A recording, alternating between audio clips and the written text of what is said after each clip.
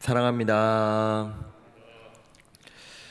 이전 본문에서 예수님께서는 제자들을 향해 제자들의 삶에 대해서, 제자의 삶에 대해서 가르치셨습니다. 그리고 오늘 본문에서 한 사람이 나와서 예수님께 참 무례한 요청을 합니다. 형에게 명령하여서 유산을 나누게 해달라라고 하는 그 요청을 하는데요.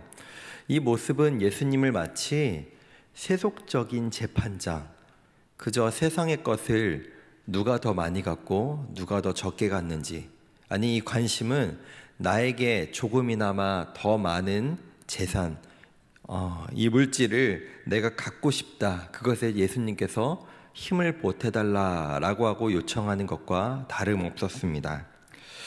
예수님께서도 14절에 보시면 그를 꾸짖으시며 나는 너희의 그런 것을 위하여, 너희를 그런 것을 판결하기 위해 이 땅에 온 재판관이 아니다라고 말씀하십니다.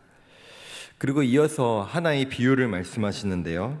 바로 한 부자가 밭의 소출이 풍성하여 오로지 그 곡식을 창고에 쌓아둘 것에서만 몰두하고 있는 모습, 그리고 그 몰두하는 모습을 말씀하시면서 결국 그 모든 소유가 누구의 것이 되겠느냐, 하나님께서 그날 밤에 그 부자의 소유를 그 부자의 생명을 찾아가신다면 그 소유가 누구의 것이 되겠느냐라고 하시며 이 비유를 마무리하십니다.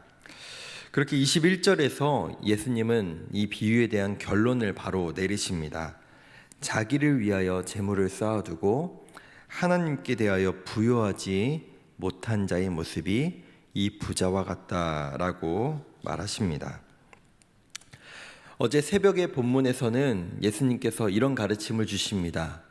세상을 두려워하고 하나님을 두려워하지 않는 자는 예수 그리스도의 제자로서, 하나님의 제자로서 마땅한 삶의 모습이 아니다라고 말씀하셨다면, 오늘의 말씀은 우리의 생명의 가치를, 우리 인생의 가치를 어디에 두어야 부요한 자인가에 대해서 말씀하고 계십니다. 오늘 본문을 우리가 바라보며 하나의 질문을 해볼 수 있을 것 같습니다. 과연 부라는 것을 우리가 갖는 것 자체가 죄인가라고 하는 질문입니다. 부자는 정말 하나님 앞에 의롭지 못한 자인가? 하나님께서는 부자를 모두 미워하시는가? 라고 하는 질문을 해볼 수 있습니다. 그러나 오늘 본문은 부한 것이 죄라고 말씀하고 있지 않습니다. 그것보다 풍요로움을 얻은 자가, 하나님께서 허락하신 그 부라는 것, 물질이라는 것을 소유한 자가 하나님 앞에 어떠한 태도로, 어떠한 데에 더 가치를 두고 살아가고 있는가를 다시 한번 돌아보라라고 말씀하고 있는 것입니다. 사실 부라고 하는 것, 풍요롭다라고 하는 것도 상대적으로 볼 수밖에 없는 것이라고 생각을 합니다. 사실 우리가 대한민국 땅에 살아가고 있다는 자체가, 모든 전 세계를 우리가 생각해 보면 우리는 모두 부유한 자라고 말할 수밖에 없을 것입니다. 그러나 또 우리가 우리보다 부유한 자와 비교해 보면 우리는 부유한 자가 아니라고 말할 수 있는 것이죠. 즉, 그렇게 중요한 것은 우리가 누구보다 더 많이 가졌고 누구보다 덜 가졌고의 문제가 아니라, 하나님께서 내 삶에 허락하신 이 물질과 그 모든 것들을 하나님 앞에 어떠한 태도로, 무엇에 더 가치를 두고 살아가는가를 우리에게 말씀하고 계신 것입니다.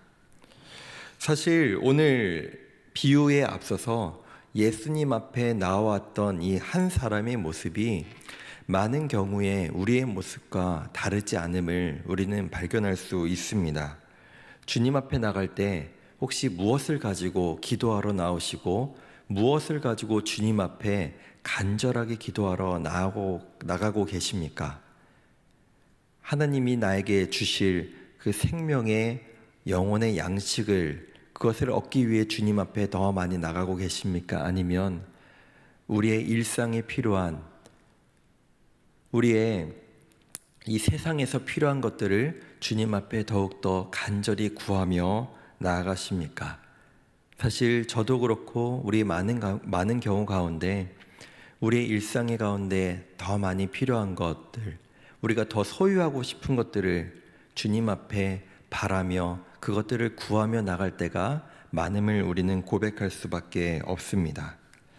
오늘 비유에 나오는 부자는 하나님께서 주실 그 생명의 영혼의 양식보다 이 땅에서 이 땅에서 더 많이 가지고 싶은 이 물질을 더 많이 쌓아두려 자신의 인생을 애쓰고 사용하고 있습니다. 그 동시에 그 자신이 거둔 그 모든 소유를, 그 소출을 내 마음대로, 내 뜻대로 내 것이라 여기며 살아가고 있지만 결국 그 모든 것은 주님의 것이라는 우리의 인정과 고백이 반드시 필요합니다. 이 모든 것이 하나님으로부터 받고 또 하나님의 것이라는 고백이 없다면 우리는 결국 내 인생이 내 것이라고, 내가 가진 모든 것들이 내 것이라고 주님 앞에 주장하는 꼴밖에 되지 않는다고 생각을 합니다.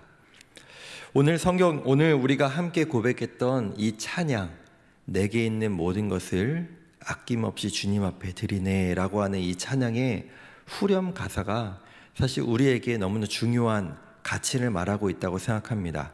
한글 가사는 주께 드리네, 주께 드리네, 사랑하는 구주 앞에 모두 드리네 라고 되어 있지만 영어 가사는 이렇게 되어 있습니다. I surrender all. 내가 주님 앞에 모든 것을 항복합니다.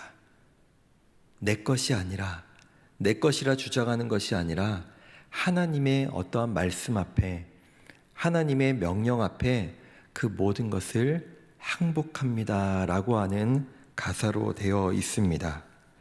사랑하는 성도 여러분, 하나님께서 나에게 허락하신 그 모든 것이 내 것입니다, 내 마음대로 사용할 수 있습니다, 내 인생도 내 것입니다 라고 주장하는 것이 아니라 주님, 하나님의 말씀 앞에, 하나님의 뜻 앞에 모두 항복합니다, 모두 내려놓습니다, 이 모든 것이 주님의 것입니다 라고 고백할 수 있는 우리의 모습 되기를 간절히 원합니다.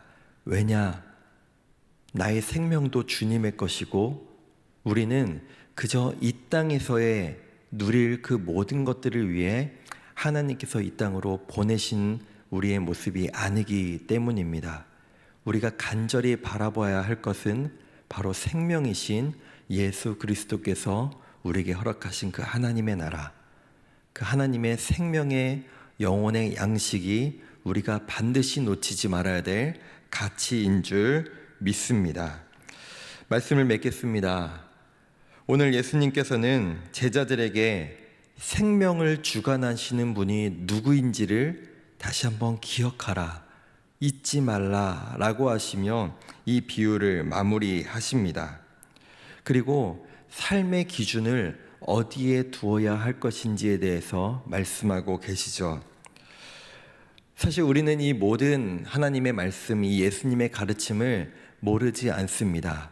그러나 오늘 이 새벽에 우리에게 이 말씀을 주시는 이유, 우리가 오늘 이 하루를 살아가면서도 내 인생 내 것이 아니라, 내 자녀 내 것이 아니라 나의 가진 그 모든 것들이 내 뜻대로, 내 마음대로, 내 욕심대로 사용하는 것이 아니라 주님의 영광을 위하여, 주님의 뜻을 위하여 사용하여 주시옵소서.